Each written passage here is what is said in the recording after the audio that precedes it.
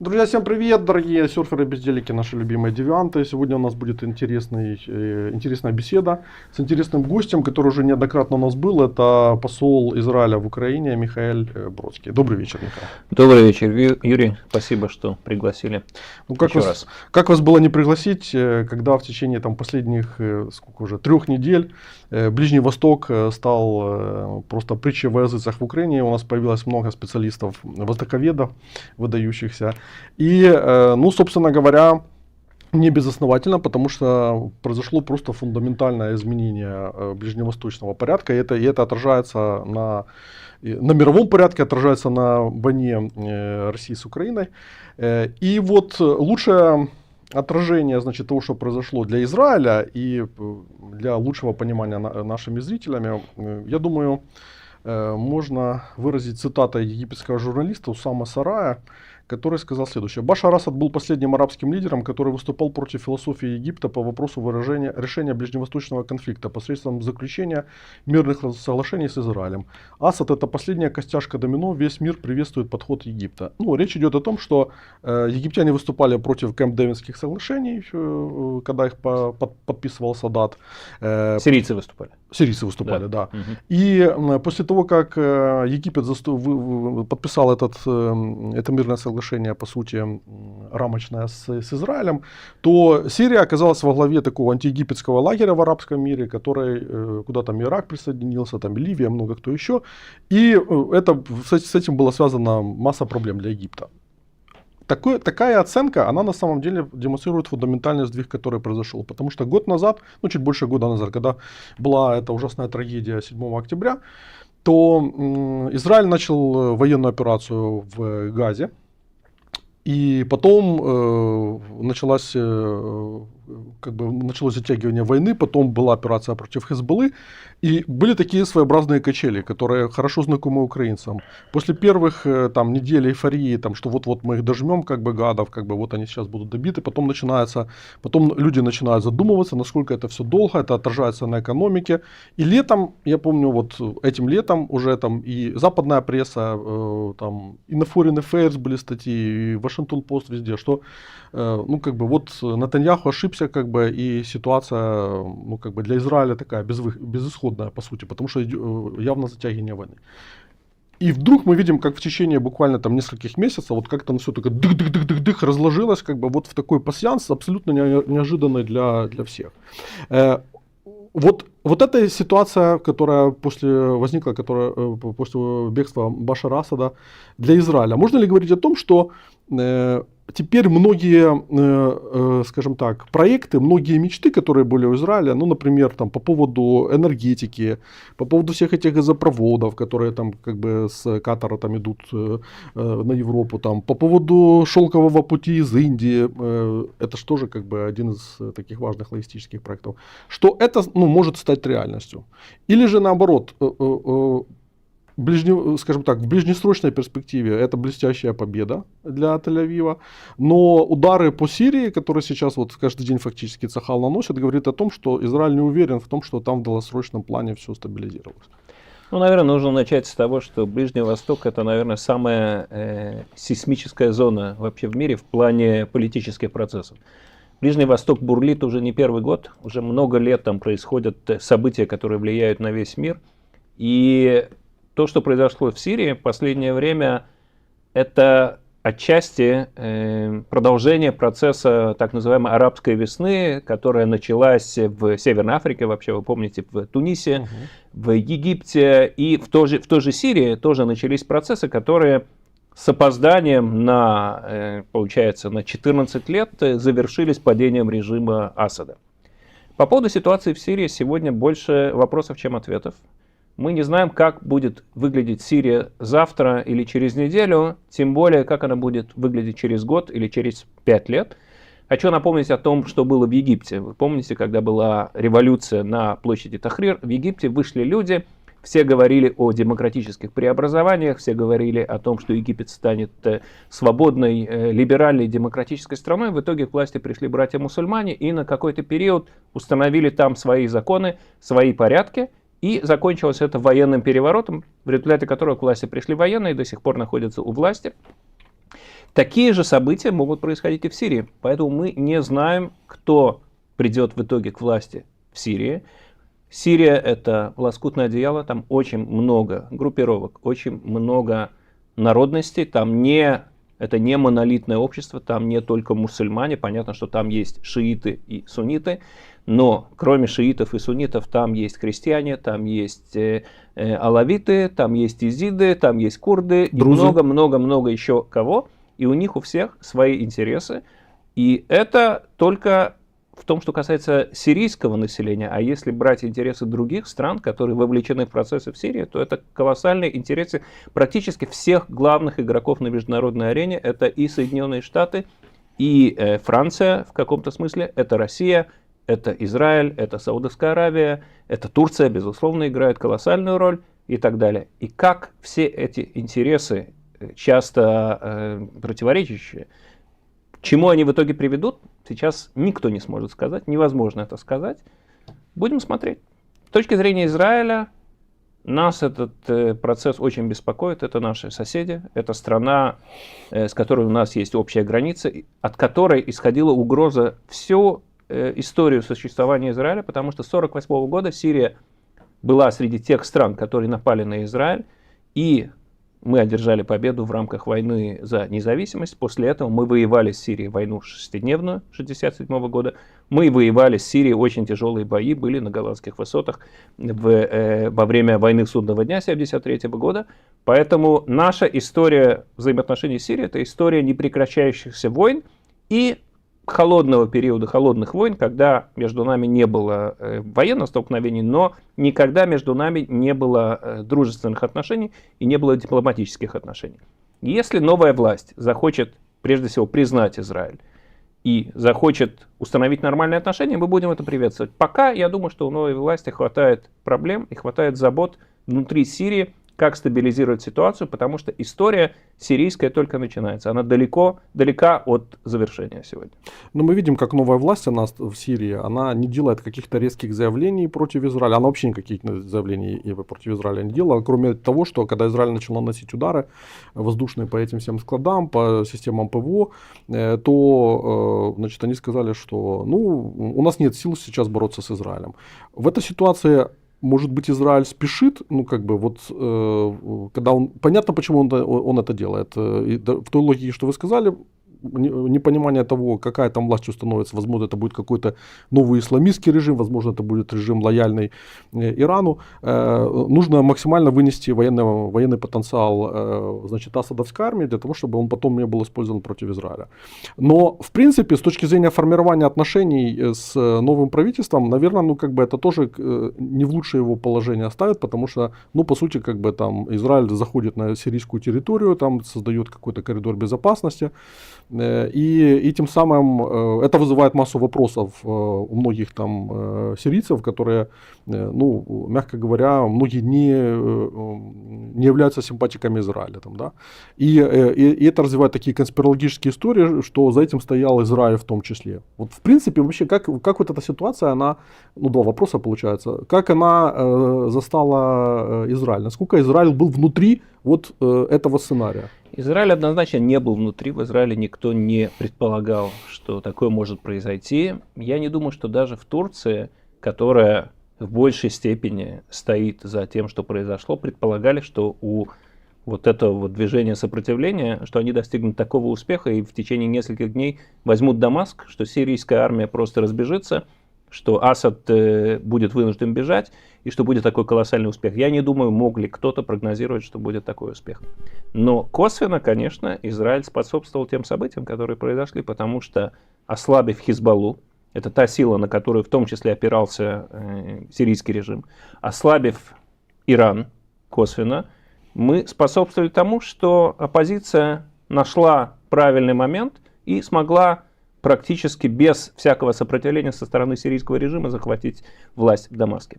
Но это не значит, что мы были заинтересованы в таком результате. Мы пока не знаем, то, что называется, как воспринимать этот новый сирийский режим. Мы хорошо знали, чего ожидать от Асада. Асад старший, Хафиз Асад и Башар Асад, они были врагами Израиля, но предсказуемыми врагами. Мы знали, чего можно ожидать. Установился некий статус-кво на голландских высотах. И, в общем, вот эта ситуация ни мира, ни войны, когда не было немедленной угрозы со стороны Сирии, военной угрозы Израилю, но при этом не было никаких отношений с Сирией, она продолжалась довольно долго, все к ней привыкли. Какая будет ситуация сейчас, мы не знаем, и мы не можем рисковать, мы не можем, не зная природы нового режима, который возник в Сирии, мы не можем предоставить ему все то вооружение, которое было у режима Асада. И мы должны были действовать быстро, для того, чтобы уничтожить военный потенциал сирийской армии. Что касается наших действий на голландских высотах, это вынужденная предварительная мера, на которую должны были пойти, потому что мы не можем подпустить к нашим границам непонятно кого, людей, исповедующих идеологию исламского фундаментализма. Это временная и вынужденная мера. Израиль не заинтересован в аннексии сирийской территории. Израиль заинтересован защитить свои границы.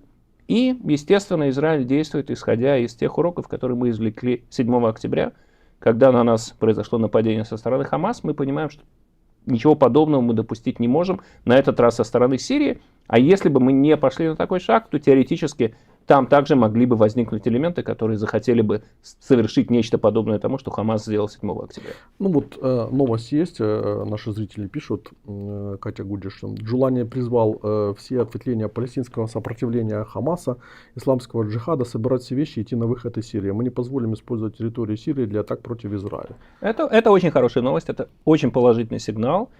И я не исключаю, что если так пойдут дела, действительно оппозиции сирийской удастся стабилизировать ситуацию в Сирии, им удастся полностью контролировать ситуацию, взять полностью власть в свои руки.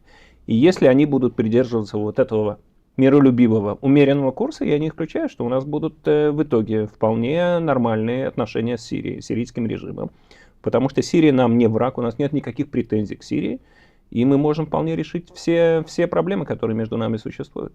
Но я думаю, что на данном этапе сирийский режим будет какое-то время, может быть даже довольно продолжительное время, все-таки концентрироваться на том, чтобы стабилизировать ситуацию внутри страны, потому что одно дело это захватить власть, другое дело это удержать власть, учитывая ту разрозненность и те различия, которые существуют между оппозиционными группами, а там их масса, у каждого, как я говорю, у каждой такой группы свой интерес, и часто эти интересы сталкиваются, и как найти компромисс между всеми этими интересами, я думаю, что это будет главная задача на ближайшие месяцы, если не годы. Как вы оцениваете влияние Турции вот на постасадовскую Сирию? Потому что вы действительно правильно говорите, что Турция играла там она имела большую роль, да, вот, поддерживая вот нынешнюю новую власть, по сути. Но с другой стороны, многие переоценивают влияние Турции на процесс и думают, что там Эрдоган чуть ли не за ниточки дергает. Это абсолютно не так, потому что я знаю, что турки были абсолютно не готовы, как и никто другой, не были готовы в Анкаре к такому развитию событий. И теперь они очень опасаются о том, что там будет вот какой-то такой бульон. Да, Но это не значит, что Турция не попытается использовать эту ситуацию в свою пользу. Естественно, попытается, она уже это делает. Но если смотреть на краткосрочную перспективу, то в выигрыше, безусловно, Турция, в выигрыше Израиль и в выигрыше все те, кто выступал против шиитской оси зла. Это Иран и Хизбалла, и все, что между ними, они использовали территорию Сирии для того, чтобы поставлять оружие Хизбалле. Все это, я думаю, сейчас прекратится. Это хорошие новости для всех, кто видел в Иране и Хизбалле врагов, в том числе и Израиль. Однозначно для нас это хорошие новости. Но это в краткосрочной перспективе. Что будет в долгосрочной перспективе, я думаю, никто сегодня не скажет. Посмотрим, как будет ситуация в Сирии развиваться, потому что там возможны любые сценарии. Ситуация нестабильна, это сейсмическая зона, там продолжаются процессы, которые еще неизвестно, куда нас могут завести. Относительно Турции, это очевидно, что у Израиля есть как бы две позиции. С одной стороны, Турция и Израиль конкурируют за, ну, скажем так, за то, чтобы в Сирии появился режим, который будет лоялен там, как бы, к ним. И это, с одной стороны, вызывает ну, как бы, трения, противоречия. Тем более мы видели, что Турция там играла, у нее своя позиция относительно того, что было и происходит в Газе, относительно Хамаса там, и так далее. Хотя это публичная позиция. Не публично мы знаем, что между Анкарой и Израилем и Тель-Авивом все очень даже неплохо. Вы правы, Да. нужно разделять риторику турецкого режима и Эрдогана, в частности, и действия турецкого режима и их интересы. Что касается действий и интересов, то наш интерес, базисный интерес заключается в хороших отношениях с Турцией, потому что у нас очень многие взгляды на очень многие вещи совпадают. Между Израилем и Турцией есть очень много общих интересов и политических интересов вообще, которые касаются Ближнего Востока, и экономических интересов. Кстати, интересный факт, я не думаю, что вы об этом знаете, за все те годы, когда Эрдоган критиковал Израиль, очень жестко выступал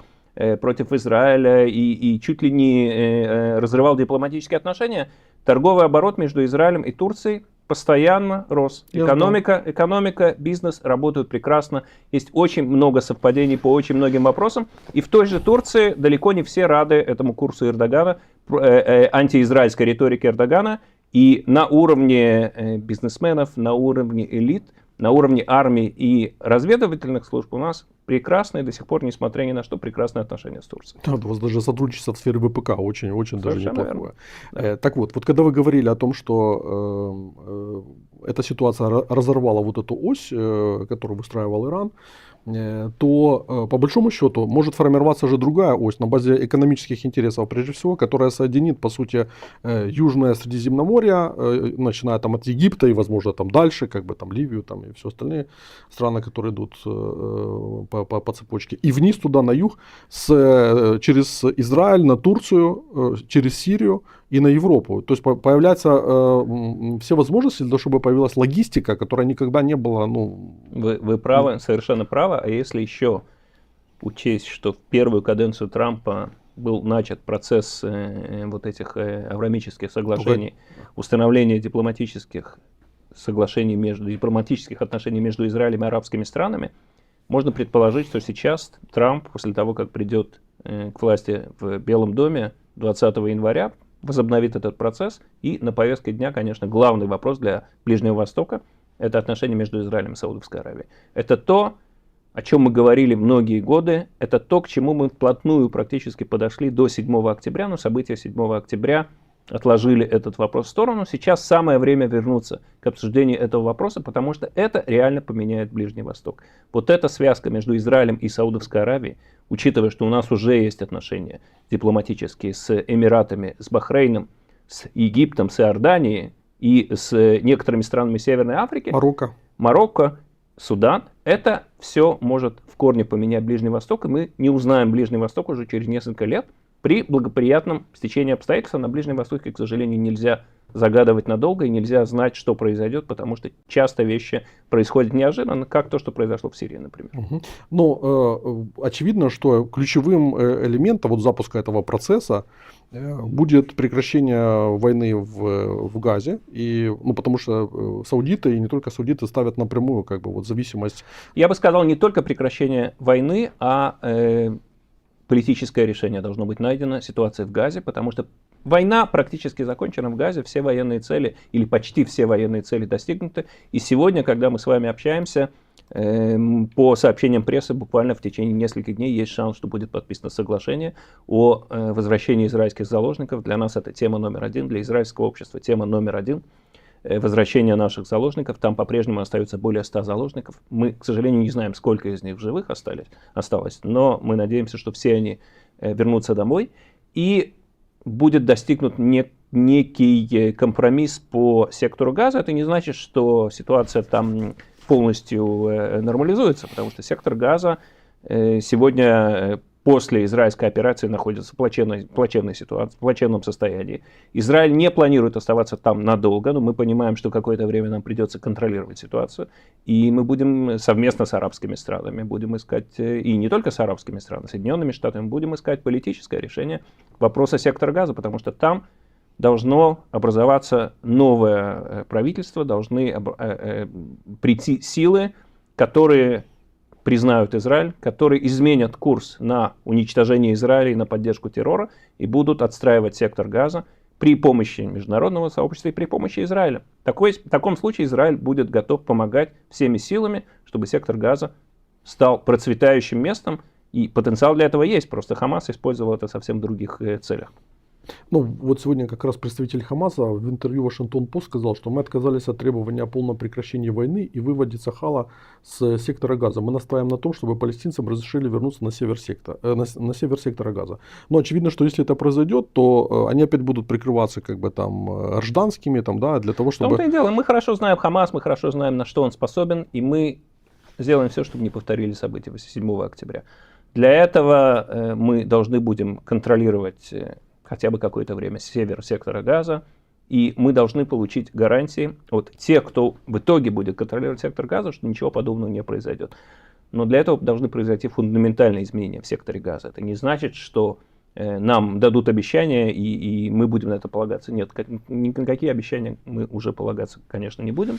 Мы должны видеть, что сектор Газа меняется существенно, меняется сама природа сектора Газа в плане идеологии, в плане поддержки террора, в плане образования, в плане новых поколений палестинцев, которые растут в секторе Газа, к сожалению, сегодня растут в атмосфере ненависти к Израилю. Это все должно будет измениться.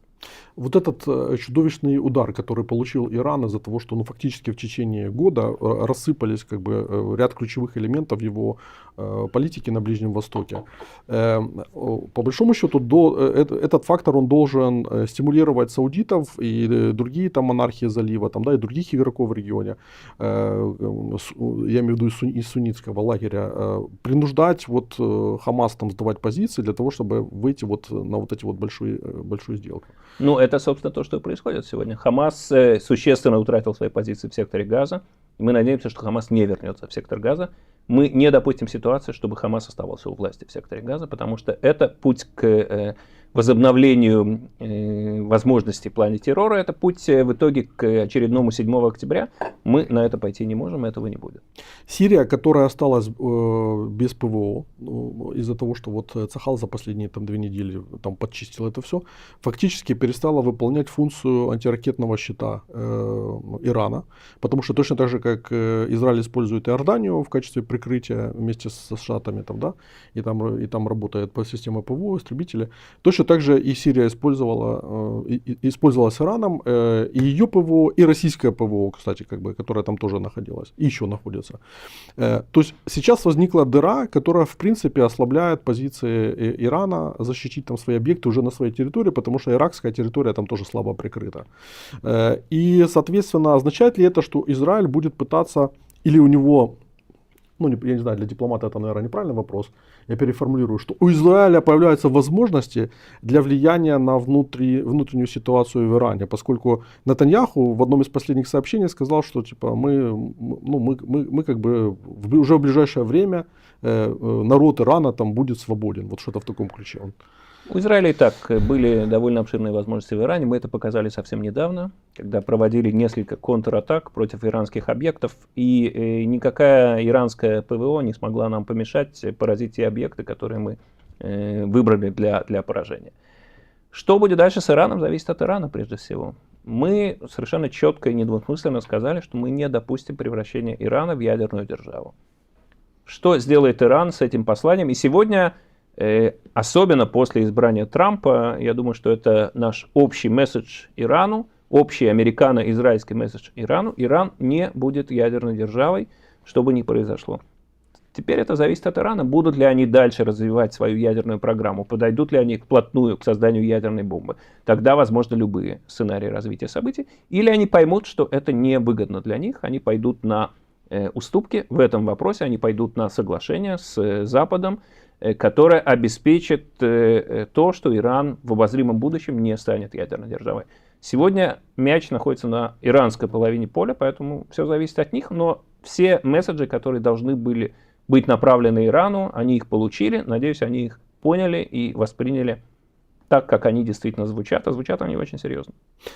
Что с Хезболлой, что с Ливаном? То есть, по большому счету, Хезболла оказалась ослабленной, и ее перспектива вот в контексте этих событий, она выглядит тоже такой туманной, потому что им необходимо как-то пополнить там свое вооружение там, и все остальное, получать денежные ресурсы. И если они будут заблокированы со стороны Сирии, то, соответственно, они будут заблокированы со стороны моря, там, как бы, им не дадут там, возможность получать это оружие там, и все остальное. То есть в этом плане, получается, возникает ситуация для того, чтобы и для Ливана переформатировать отношения с Ливаном и создать новые возможности для Ливана. Вы правы в том, что эти вещи взаимосвязаны. После того, что произошло с Сирией, создалась возможность для нормализации наших отношений с Ливаном. Хизбалла — это, пожалуй, единственное, что препятствует сегодня установлению нормальных отношений с Ливаном, потому что с Ливаном у нас нет никаких проблем территориальных. В свое время мы вышли из Южного Ливана и выполнили резолюцию ООН по этому вопросу, поэтому никаких территориальных споров с Ливаном у нас нет. У нас нет никаких проблем с народом Ливана. Тоже, кстати, сложная страна в этническом плане, там очень много религий, народов и так далее, которые населяют Ливан. Но мы готовы, были готовы раньше заключить соглашение об установлении отношений с Ливаном. Хизбалла удерживал Ливан в качестве заложников, использовал территорию Ливана. По сути, иранский прокси, проиранская организация, которая захватила страну, поставила под свой контроль. Сейчас у Ливана есть возможность избавиться от Хизбаллы или, по крайней мере, избавиться от военного потенциала Хизбаллы. Хизбалла сегодня в Ливане — это не только военная организация, это еще и политическая партия, которая пытается участвовать в политической жизни страны. Если Хизбалла останется только политической партией, я думаю, что процессы войдут в какое-то нормальное русло. Если Хизбалла продолжит угрожать Израилю, то, соответственно, будет израильский ответ. Но за последнее время Хизбалла получила очень серьезный удар. Во-первых, от Израиля. Нам удалось провести целую серию очень успешных операций, ликвидировать руководство Хизбаллы. Сегодня есть мало желающих встать во главе с Хизбаллы, потому что понятно, что срок жизни очередного лидера Хизбаллы измеряется часами или днями в лучшем случае. А второй удар, не менее серьезный, который она получила, это то, что произошло в Сирии. Вот эта вот возможность получать беспрепятственно оружие, деньги от Ирана, эта возможность больше не существует, и в итоге это должно привести к исчезновению Хизбаллы как террористической организации, которая угрожает Израилю. Мы там затронули выше Турцию, и Турция в контексте Сирии важна с точки зрения курдского вопроса, точно так же курдский вопрос важен и для Израиля, потому что как только рухнул режим Башара Асада, в прессе появилась информация, что курды вышли на переговоры с Израилем, и в принципе в случае, если Штаты выйдут из северо-восточной Сирии, там 900 человек находится, американская армия, то ключевая проблема для курдов заключается в том, что они останутся один на один с Эрдоганом, и они боятся этого очень, потому что, вот уже как пресса пишет, и не только пресса, я это тоже знаю, что Турция ведет подготовку к тому, чтобы заходить туда, потому что они тоже хотят там свою буферную зону, они хотят решить для себя курдский вопрос, который мучает их там на протяжении десятилетий. И в этом плане для Израиля, окно возможностей, я не знаю, если это можно назвать окно возможностей, что, в принципе, курды, которые являются, хотя не самым многочисленным этносом, там 12% приблизительно в Сирии, но очень боевые и очень хорошо вооруженные благодаря подготовке штатов и борьбе с ИГИЛом, они, в принципе, могут выступать в роли балансира, независимо от того, какой политический режим установится в Сирии в будущем. Вы правы, абсолютно так и есть. У нас с курдами уже десятилетия есть контакты, и эти контакты идут на пользу и Израилю, и курдам. Захочет ли Израиль активно участвовать в том, что происходит между Турцией и курдами? Я думаю, что нет, потому что это не касается нашей безопасности напрямую. Речь идет о северных регионах Сирии, которые не прилегают к нашим границам. Нам все-таки больше интересует то, что происходит возле наших границ. И сейчас именно поэтому мы устанавливаем связи с друзами, например, которые живут на голландских высотах, как с израильской стороны, так и с сирийской стороны. И сейчас друзы, насколько я видел, обратились к Израилю с просьбой защитить их от исламистов, которые могут теоретически попытаться их как-то ограничить или даже начать какую-то агрессию в отношении друзов. И разговор об этом также ведется. Что касается курдов, то действительно там очень много интересов. Американцы, турки. Израиль в данном случае, несмотря на наши довольно продолжительные отношения с курдами, это все-таки не проблема номер один для Израиля, потому что это не касается безопасности нашей границы, безопасности наших граждан. Ну, просто курды находятся за Ефратом, и как минимум восточную часть сирийско-иракской границы они сейчас закрывают. Остается закрыть вот этот восточный участок, который был, и через который, кстати, и шло оружие, потому что как раз его использовали значит, для переброски из Ирана оружия. И тогда, ну, собственно говоря, у Израиля надежная гарантия, что оружие не будет пересекать как бы там сирийскую границу. Вы правы, наша цель, чтобы оружие перестало поступать к Хизбалле, и чтобы Иран перестал влиять на Сирию, и перестал помогать Хизбалле, перестал дестабилизировать ситуацию. Я надеюсь, что в результате всех тех событий, которые произошли за последние месяцы, нам удастся этого добиться. Теперь давайте коснемся России, потому что она же как бы была одним из бенефициаров этой ситуации с Асадом и активно влияла на ситуацию в регионе. Я помню, как в ходе нашей первой беседы, которая была еще тогда, вот, когда мы с Фельдманом вместе были, значит, вы тогда сказали, что украинцы должны понимать, что Израиль небольшое государство, вокруг него очень хрупкая ситуация, и поэтому все действия Израиля напрямую связаны с этой хрупкостью и с невозможностью резким каким-то движением нарушить баланс сил, который может принести с собой угрозы Израиля. После этой беседы уже прошло 2 года, где-то, да, 2 года прошло, и хрупкость просто как бы разлетелась вдребезги, и появилась абсолютно другая стратегическая ситуация. Можно ли говорить о том, что в этой ситуации теперь Израиль может действовать с меньшей оглядкой на интересы России в регионе, потому что они испаряются сейчас на наших глазах, как военно-морская база в Тартусе? Ну, понятно, что Россия в проигрыше от ситуации, которая сложилась в Сирии. Понятно, что влияние России на регион уменьшится. Это касается и военного присутствия России вблизи израильских границ на голландских высотах. Это касается вообще военного присутствия России в регионе. Мы не знаем, какова будет судьба базы в Хмеймим, базы ВВС. Мы не знаем, какова будет судьба базы в Тартусе военно-морского флота, но понятно, что Россия свои позиции в нашем регионе постепенно утрачивает. И, естественно, эти новые реалии могут повлиять и на наши взаимоотношения с Россией, на нашу позицию по самым разным вопросам.